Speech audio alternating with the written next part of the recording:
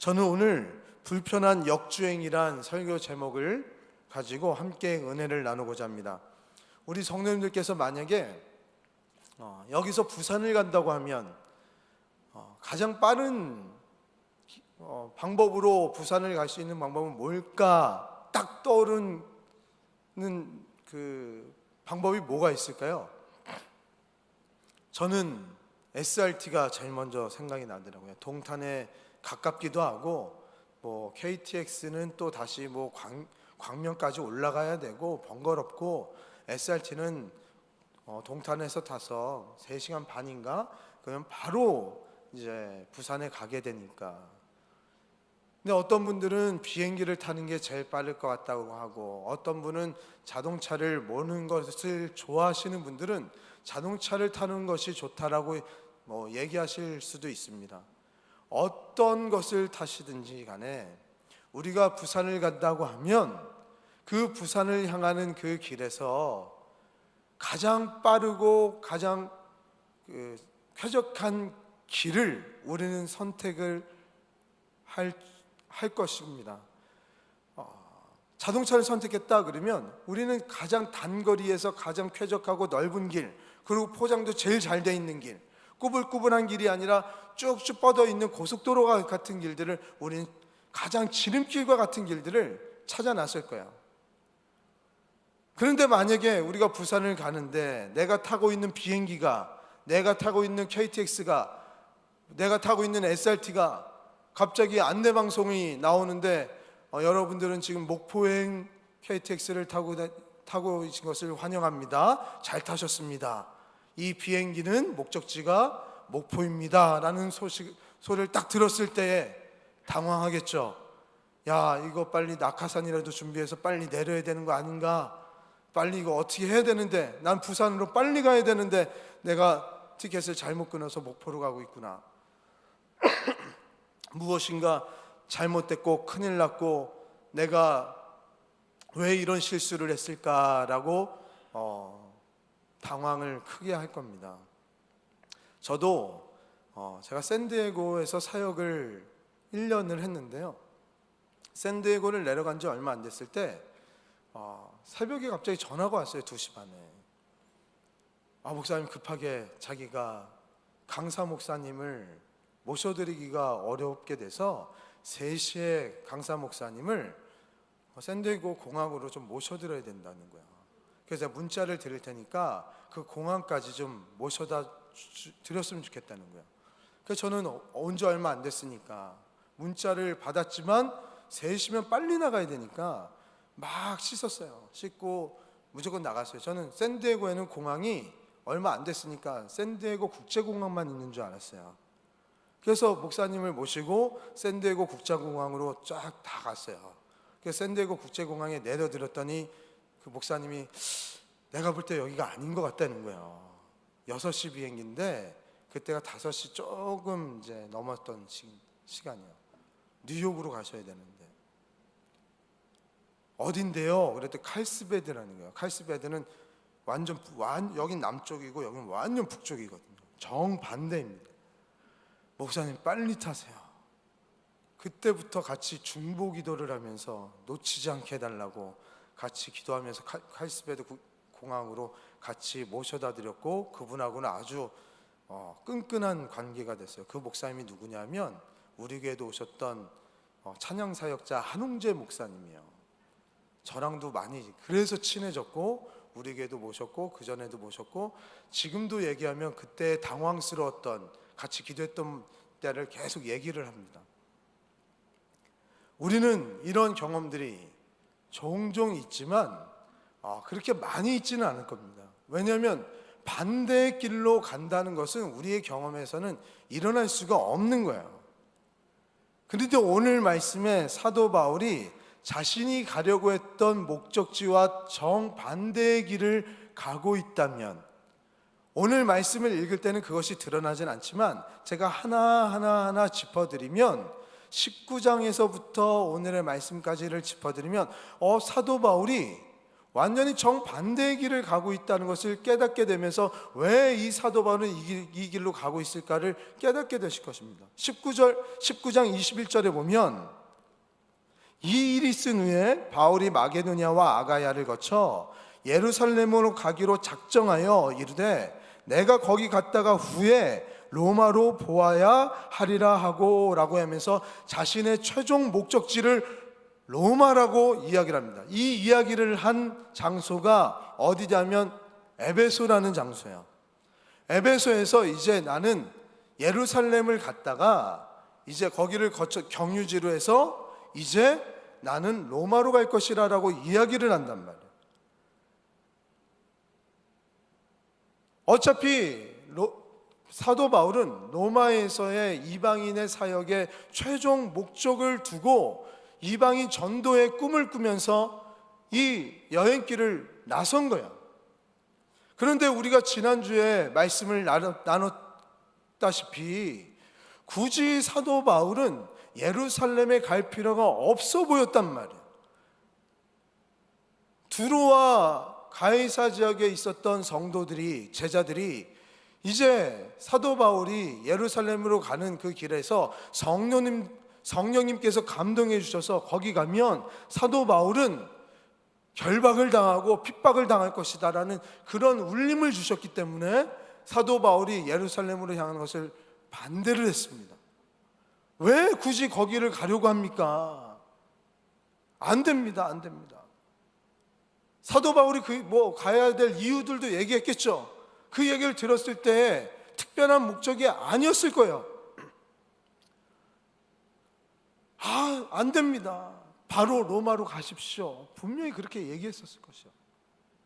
그걸로 봤을 때 사도 바울은 예루살렘에 가야 할 특별한 이유가 그렇게 아주 분명하게 목적이 정말 하나님의 사역에 맞는 것 같은 그 사명자다운 그런 목적이 아니었을 것 같은 거예요. 그렇다면 왜 사도 바울은 에베소에서 사역을 마치고 예루살렘으로 향하려고 했냐는 거예요. 자신의 최종 목적지가 로마였는데도 불구하고요. 더 놀라운 사실 하나 알려드리고자 하는데요. 지도를 한번 보겠습니다. 지금 에베소에 있다고 했습니다. 최종 목적지가 어디죠? 로마예요. 에베소에서 로마는 너무나도 가까운 거리입니다. 그런데 지금 어디로 향하려고 하고 있는 거죠? 예루살렘. 예루살렘은 에베소에서 로마로 가는 중간 지점이 아니에요. 완전히 역방향입니다. 그래서 제가 불편한 역주행이라는 설교 제목을 가져온 거예요. 완전히 반대길로 가서 거기를 거쳐서 로마로 가기에 더 먼 거리로 배를 타고 가야 되는 불편한 길을 선택해야만 했던 분명한 이유가 사도 바울에게는 있었다는 거야. 이러한 무리의 수를 가지고 뛴 여행을 할 수밖에 없었던 사도 바울의 목적은 무엇이었을까? 우리 성도님들은 이러한 역주행은 우리가 길을 잘못 들지 않는 한 저처럼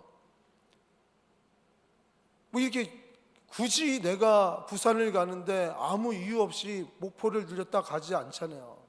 내가 광주를 가는데 굳이 내가 강원도를 들렸다가 광주를 가지 않잖아요. 어떠한 광주를 가야 되는데 광주를 먼저 가기 이전에 반드시 강원도를 가야 되는 이유가 있기 때문에 강원도를 가는 거잖아요. 그렇다면 왜 사도 바울은 예루살렘에 가야만 했냐는 거죠. 분명한 그 목적이 사도 바울에게는 있었겠죠. 이렇게 불편함을 무릅쓰고 예루살렘에 가야만 했던 두로에 거주했던 제자들과 가이사에서의 성도들이 다 그렇게 만류했음에도 불구하고, 그리고 성령님께서 야, 이제 예루살렘에 가면 이제 거기서 결박을 당하고 핍박을 당할 거야 라고 알려주셨음에도 불구하고 이렇게 불편한 길을 선택하여서, 그리고 핍박을 당할 것을 감수하면서까지도 예루살렘으로 향해 했던 사도 바울의 그 방문의 목적은 무엇일까? 그 목적을 함께 오늘 저와 우리 성도님들이 찾아 나서면서요, 하나님께서 이 시대에 우리들에게 주시고자 하시는 영적 울림이 무엇인지를 깨닫고 오늘 그거를 통해서 결단이 있는 우리 성도님 되시기를 주님의 이름으로 축복합니다. 아멘. 왜 사도 바울은 예루살렘을 향하는 불편한 역주행을 했을까? 그 이유는요, 사도 바울은 교회 중심적 사역을 했기 때문에 그래요. 예, 자막을 띄워주시기 바랍니다. 우리 다 같이 읽어보겠습니다. 시작. 교회 중심적 사역을 했기 때문입니다. 이 얘기를 들을 때 어떤 분은 은혜가 되고 어떤 분들은 갑갑할 수도 있습니다. 아, 또 교회 중심이야, 교회 중심이야. 좀 약간 젊은 분들은 약간 갑갑하게 느껴질 수도 있겠다 생각 들어요. 한번 끝까지 들어봐 주세요. 설교를. 사도 바울은 로마로 가는데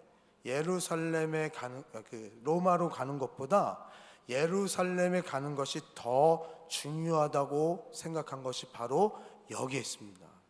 교회 중심적인 사역을 하고 있기 때문에 그래요. 예루살렘은 사도들의 교회였습니다. 복음의 진원지였어요. 처음 교회가 생겨진 곳입니다. 사도 바울은 자신의 목회지였던 안디옥 교회로 가지 않았습니다. 예루살렘 교회로 향했어요. 원교회였던 예루살렘으로 향하여서 그 예루살렘 교회 중심으로 사도 바울은 모든 사역들을 이루어 나가는 것을 우리는 사도행전 곳곳에서 보고 있습니다.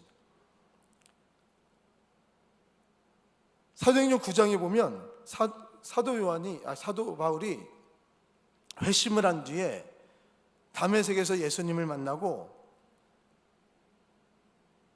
예루살렘으로 향합니다. 그리고 자신이 사역을 막 하던 중에 사도행전 11장과 12장에 보면 예루살렘에서 큰 흉년이 일어났대요. 그 소식을 저버리지 않고요, 자신의 교회가 더 작음에도 불구하고 그 예루살렘의 큰 교회를 돕고자 하여서 기금을 마련합니다. 그래서 그것을 가지고 그 예루살렘 교회를 부조를 하러 예루살렘으로 향합니다. 그리고 또 15장에 보면은 사도회의를 참석하기 위해서 예루살렘으로 향하고요, 2차 전도 여행이 끝나고 나서 2차 전도 여행이 어땠는지를 예루살렘 교회에 이야기해주고 보고하기 위해서 예루살렘 교회에 향해서 2차 전도 여행이 어땠는지에 대해서 다 얘기를 해줍니다. 사도 바울은 자신의 사역에서 중요한 시기가 있을 때마다 예루살렘 교회를 방문하면서 그 중요한 시기에 예루살렘 교회를 떠나지 않는 모습을 우리들에게 사도행전을 통해서 계속 보여주고 있단 말이에요. 우리는 이러한 사도 바울의 모습을 보면서요, 귀한 영적 교훈을 반드시 얻어야만 해요. 어떤 영적 교훈이냐? 교회는 늘 우리 성도들에게 모든 일에 최종점이 된다는 거예요. 즉, 교회는 우리 성도들에게 교회 중심적인 삶을 살아야 한다는 것을 알려주는 곳이에요. 성도는 교회 중심적인 삶을 살아야 된다는 것이에요. 믿으십니까? 아직은 아멘이 잘 안 나오시죠? 예, 잘 안 나오시죠? 왜? 예전에는 우리가 다 교회 중심적으로 살았어요. 그렇죠? 저는 어렸을 때 중학교 때도 고등학교 때도 대학교 때도 선배님들이 신앙생활을 이렇게 하는 거라고 참 많이 가르쳐 줬습니다. 참 지금 보면 중학교 때 지금 중학생들이 참 어렸는데 선배들이 우리를 신앙은 이런 거야 라고 얘기하면서 많은 얘기를 해줬어요. 우리 때는. 그러면서 학교 갔다가 하굣길에 와서 같이 기도하고 집에 가자는 거예요. 집들이 다 교회 학교가 지나치는 길에 있는 게 아니에요. 굳이 오늘 사도 바울이 예루살렘 향한 것처럼 다 뿔뿔이 떨어져 있는 곳에 역방향에 있는 아이들도 많았어요. 근데 다 끝나면 교회 하굣길에 들러가지고요 같이 기도하고 집에 가고 그랬었단 말이에요. 근데 우리만 그런 게 아니고요, 제가 중학교 때 고등학교 형들도 그랬고요, 대학교 형들도 그랬고요, 심지어 퇴근하다가 교회 와서 기도하시는 우리 어른들도 봤어요. 참 많았어요. 낮에 가면은 기도하는 우리 집사님들이 그렇게 많았어요. 다 기억 나시잖아요. 우리가 지금 지동에도 우리 옛날에 남문교회라고 지금도 현존합니다. 그 진미통닭 있는 진미통닭에서 이렇게 보여주면 성 안에 있는 작은 교회가 우리 남문교회니까.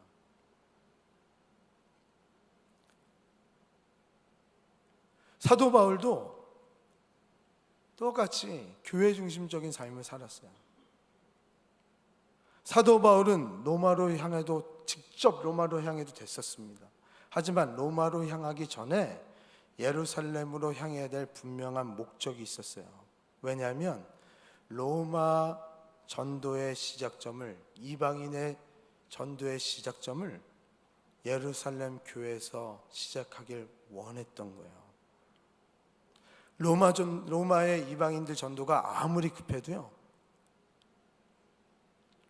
뜨거움이 아무리 크다 할지라도요, 그 교회를 중심으로 사역을 이어나가고자 교회를 중심으로 체계를 만들어 나가서 그 예루살렘 교회에서 이어나오는 정말 그 젖줄기로 뻗어나오는 그 사역의 전도를 펼쳐져 나가기를 사도 바울은 원했던 거예요. 그 질서를 이어나가고, 그리고 또한 이 마음은요, 예수 그리스도의 피로 사신 교회를 통하여서 복음의 확장성을 이루어 나간다는 것을 너무나도 잘 알았던 사도 바울은 예수님의 피로 세워진 이 교회를 통해서 교회가 세워진다는 것을 알았기 때문에 이 이방인의 교회를 세우기를 원했었단 말이에요.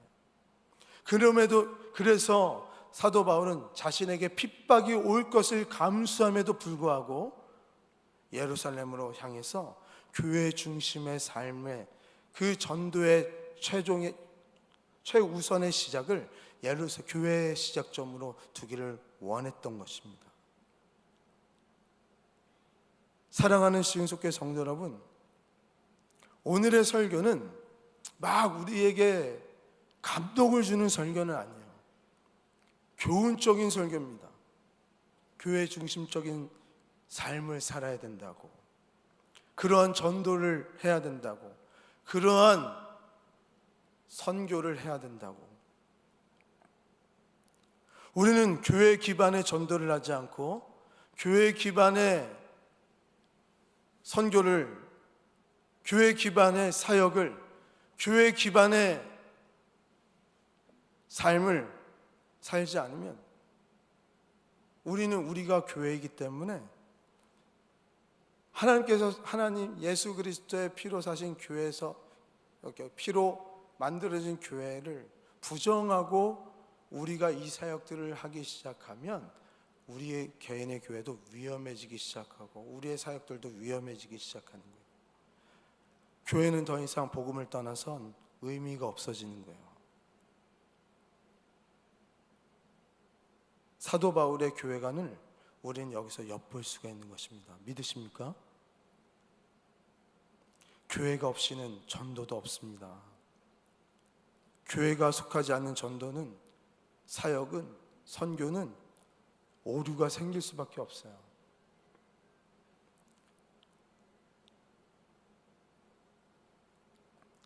그런데 왜 우리는 교회 중심의 이야기가 나왔을 때 왜 마음의 불편함이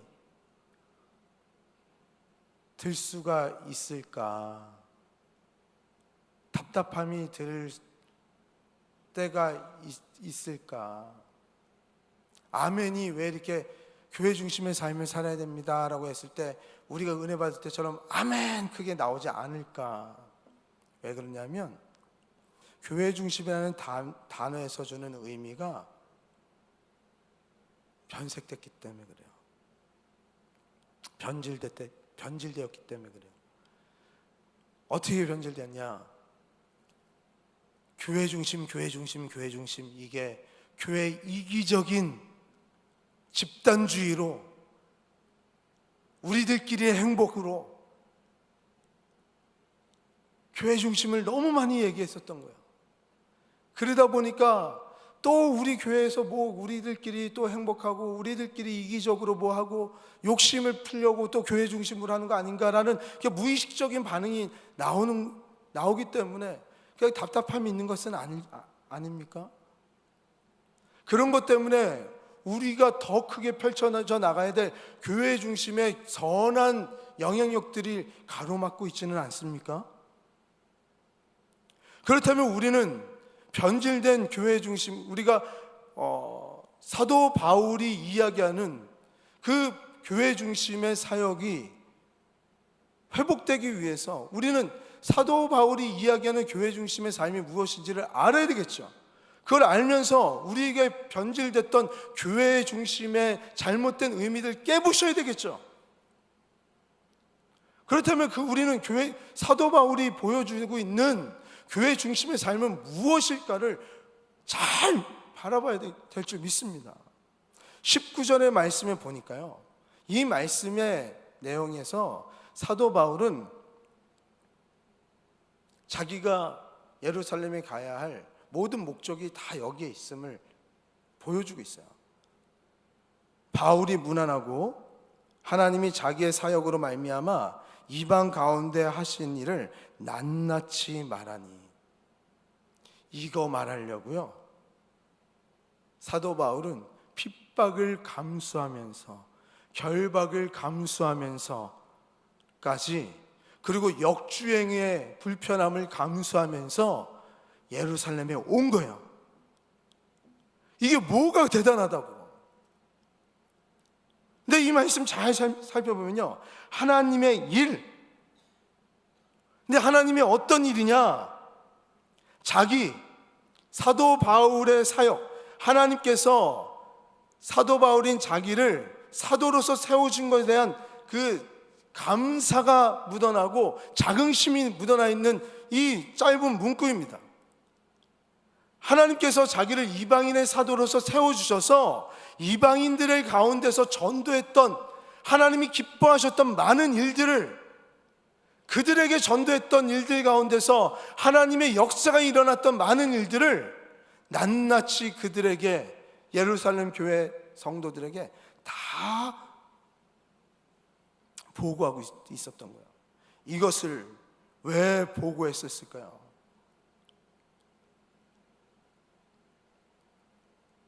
이게 뭐가 중요하다고? 보고하는 게 뭐가 그렇게 자신의 핍박보다 중요하다고? 이것을 사도 바울은 왜 예루살렘 교회에 이야기하려고 했을까요? 이게 교회 중심의 모습이라는 거예요. 이방인을 전도한 일을 자기가 해보니까 하나님이 너무나도 기뻐하셨다고.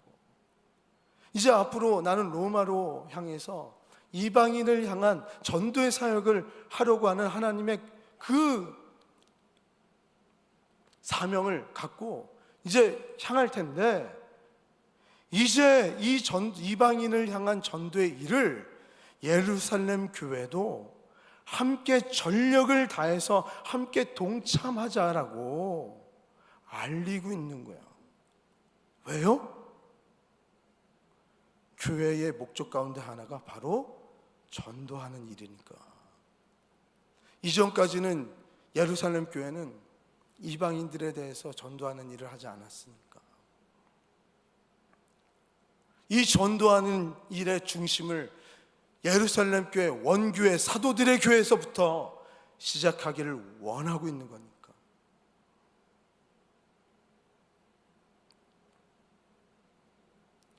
교회는 전도하는 곳입니다. 그런데 교회는요, 그 사명을 잃어버릴 때가 많아요. 어떨 때 잊어버립니까? 핍박을 당할 때. 핍박을 당하면 우리가 크리스찬인 것을 드러내기가 어렵죠. 그러니까 전도하기가 수줍어지고 용기가 나질 않아요. 전도의 사명을 잊어버려요. 또 어떨 때 전도의 사명을 잊어버리냐면 경제력이 떨어질 때 내가 위축이 되는 거예요. 그리고 교회가 성도의 수가 줄어들면서 역동성이라 그러죠. 역동성이 떨어져 나갈 때, 그리고 또 어떤 교회에 나쁜 일들이 일어나서 내가 어떤 일을 뭐를 해야 될지 정신이 없어 할 때, 우리는 이러할 때 전도의 사명을 잃어버릴 때가 참 많고 전도의 사명을 잃어버리기 참 쉬워집니다. 그런데 지금 예루살렘 교회가 제가 말씀드렸던 그런 상황에 딱 놓여진 상황이에요. 계속되는 핍박이 있었습니다. 그들은 그들끼리의 리그 안에서 자꾸 행복을 추구하고 있어요. 유대인들 안에서의 극한 기근의 상황에 놓여져 있습니다. 경제적인 어려움에서 위축되어 가고 있어요. 내부적으로 무엇이 진리인지 자기네들끼리 다툼이 생겼어요. 지금 사도 바울이 이방인들을 위해서 전도하자 그랬을 때도 그 이방인을 위해서 전도하는 것이 맞냐 안 맞냐, 또 나중에 우리 사도 바울을 또 모함하잖아요. 계속되는 진리의 문제로 갈등과 내용을 겪고 있는 것이 바로 지금 예루살렘 교회였단 말이에요. 예루살렘 교회는 자신들의 처한 이런 상황들 때문에 그걸 어떻게 대처할지 몰라서 지금 정신이 없는 가운데 있었단 말이에요. 그런 가운데 있을 때 사도 바울은 이방인을 향한 역사적인 하나님의 전도의 사역이 펼쳐져 나갈 것인데, 이 역사적인 사건이 일어날 중심이 이 교회여야 된다고, 예루살렘 교회여야 된다고, 그 시작점이 예루살렘 교회이길 간절히 원하는 마음으로 자신의 모든 불편함을 다 감수하면서까지 이곳에 와서 이야기하고 있는 거예요. 그뿐만이 아니요, 사도 바울은 직접 로마로도 갈 수 있었어요. 그렇게 하지 않은 또 하나의 이유가 있습니다. 그렇게 사역을 했을 때 이 모든 사역이 다 자신의 사역이 되어버리는 거예요. 하나님의 영광과 함께 자신의 영광이 되어버리는 거예요. 그것을 극도로 자제를 하면서 피하기를 원했던 겁니다. 피로 사신 이 교회가 하나님의 영광을 돌리면서 전도의 사역을 계속 이어나갈 수 있도록 이 교회가 하나님의 영광의 길에 계속 세워나갈 수 있도록 이 교회를 세우기를 원하는 마음으로 자신은 죽고요, 자신의 모습은 자꾸 뒤로 하고요, 이 교회를 자꾸 내세우고 하나님의 영광이 이 교회 안에서 계속 펼쳐져 보일 수 있도록 그 일을 하는 모습들을 보이고 있는, 사도 바울의 모습을 우리는 발견할 수 있는 것입니다.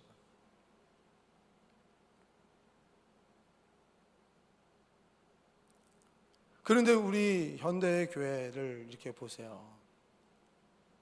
교회 중심이라는 말이 불편하지다 보니까 교회의 영광은 점점 줄어들게 하고, 누구의 영광이 점점 많아집니까? 개인의 영광이 많아지죠. 한 개인 장로님들이나 한 개인 목회자들에게 개인의 영광들이 점점 많아지는 시대 아닙니까? 목사님, 그렇다면 교회가, 목사님이 말하는 교회가 그게 교회입니까? 제가 끝까지 들어주세요. 교회는 모이는 교회여야 합니다. 그리고 동시에 흩어지는 교회여야 합니다. 사도 바울은 그것을 알려주고 있어요. 흩어지기 위해서 모이는 교회가 강조되어야 된다는 것을 알고 있었어요. 예루살렘 교회로 모여진 거예요. 그리고 흩어진 거예요. 개인의 교회가 교회이면은 공동체의 교회도 교회여야 됩니다. 이 공동체의 교회를 부정하는 개인의 교회는 오류에 빠지고 그 안에서 부정되어지는 것들이 많아지게 돼 있어요. 우리는 모이는 교회와 흩어지는 교회, 이 교회에서의 두 가지의 조화를 이루지 못한다면 교회는 무너질 수밖에 없습니다. 사도 바울은 이것을 너무나도 잘 알았어요. 그렇기 때문에 교회의 영광이 되고자 최선을 다한 거예요. 그리고 나서 흩어지는 일에 최선을 다했던 거예요. 사도 바울은 로마로 흩어지는 일에 먼저를 할 수 있었어요.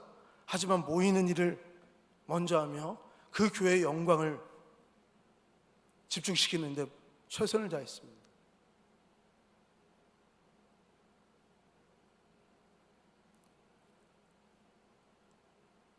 그리고 또한 이 교회 중심적인 삶을 살아갈 때 그의 태도가 우리가 본받기에 너무나도 좋은 태도를 보이고 있어요. 교회 질서를 지키는 일에 최선을 다하는 모습을 보이고 있습니다. 자신만 의롭다라고 얘기하고 있지는 않습니다. 오늘 22절에 보면 이방인을 전도하는 일에 부정적인 모습을 보이는 예루살렘 교회 유대인들이 사도 바울을 모함하기 시작합니다. 21절의 모습을 바라보면 내가 이방인에 있는 모든 유대인을 가르치되 모세를 배반하고 아들들에게 할례를 행하지 말고 또 관습을 지키지 말라 한다함을 그들이 들었도다라고 하면서 모세의 율법을 부정한다고 해요. 모세를 배반한다고 해요. 할례를 부인하고 우리의 모든 관습들을 다 부정한다고 가르쳤다라고 비난을 합니다. 이것은 사도 바울의 가장 큰 아킬레스건이에요.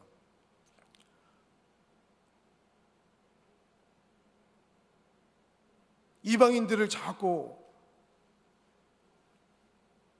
전도하는 거 아닙니까 지금? 그들을 전도하면서 딱 모함하기 좋은 얘기 아닙니까? 이방인들과 같이 얘기하면서 유대인들의 관습들 다 부정하면서 그들과 새를 키워나간다, 그렇게 모함하기 시작하니까 예루살렘 교회 지도자들이 사도 바울에게 지혜를 이야기합니다. 결례를 행함으로써 그들의 비난을 잠재우라는 거예요. 그런데 이 유대인의 결례가 어떤 건지 아십니까? 계속 예수님께서 바리새인들과 이 결례의 문제로 다투었던 문제예요. 바리새인들이 예수님의 제자들이 손을 씻지 않고 먹었다고 해서 유대인의 결례를 범했다고, 죄를 범했다고 구원의 문제 계속 끌고 나갔거든요. 그러니까 예수님은 그 결례의 문제를 계속 갖고 바리새인과 계속 부딪혔던 문제예요. 이게 지금 무엇입니까?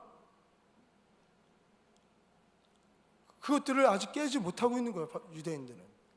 근데 지금 사도 바울은 어떻게 합니까? 그 결례를 따랐죠. 예수님을 부정한 겁니까? 아니요.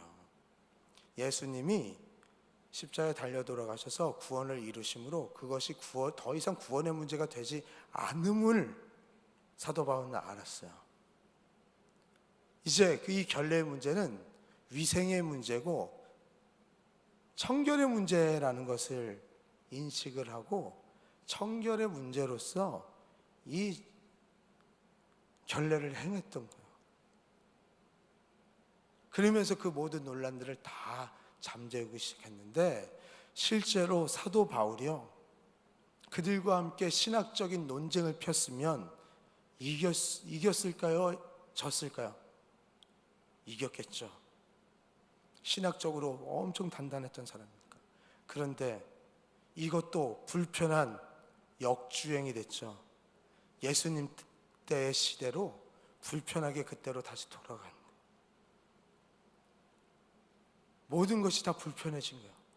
그럼에도 자신을 내려놓으면서 굳이 그들과 함께 결례를 다 행해주고 머리도 이발을 하고 하면서 그것들을 다 이해를 시키면서 그들과 함께 예루살렘 교회가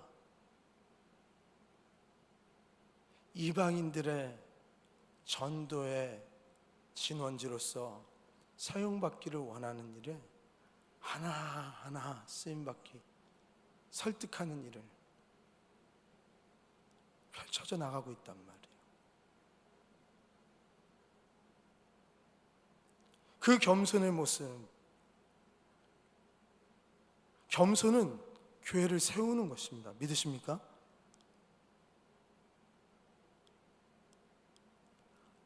모든 공을 다 자기가 가져올 수도 있음에도 불구하고요, 늘 사도 바울은 겸손과 함께 유연함과 함께 그 모든 것들을 다 하나님과 교회의 공으로 다 돌리면서 하나하나 만들어 나가는 이 모습들을 보이고 있어요. 사랑하는 시흥속교회 성도 여러분, 우리는 이런 사도 바울의 모습을 바라보면서 우리가 무엇을 느낄 수 있습니까? 예전에 저를 가르치셨던 선배들이, 야, 교회 와서 방과 후에 기도하고 가. 그게 구원의 문제고 진리의 문제는 아니지만 저도 그렇게 기도했을 때 너무나도 좋았거든요. 그렇게 했을 때 많은 교회들이 그렇게 했었을 거예요. 전도가 폭발적으로 일어났었습니다. 그런데 지금 교회 중심의 삶이 점점 흐트러지면서 전도는 이루어지지 않고요, 전도가 더 잘 돼야 되는데, 그리고 더 흩어지는 그 선교사님들은 더 많은데 그 안에서의 역량은 예전 같지를 않다는 거예요. 다 개혁주의 신앙에서 중요한 게 뭔지 아십니까? 세 가지가 있습니다. 하나님 중심, 말씀 중심, 성경 중심입니다. 그리고 교회 중심이요. 우리 시흥속교회는 개혁주의입니다. 개혁주의고 복음주의요. 우리 총신대학교는 개혁주의 신학을 표방해요. 종교개혁 500주년을 우리가 이제 기념한 지가 꽤 됐는데, 그 종교개혁 이후부터 우리는 개혁을 추구한다고 하는 것이 개혁주의입니다. 하나님 중심, 말씀 중심, 교회 중심이 흐트러진 적이 없습니다.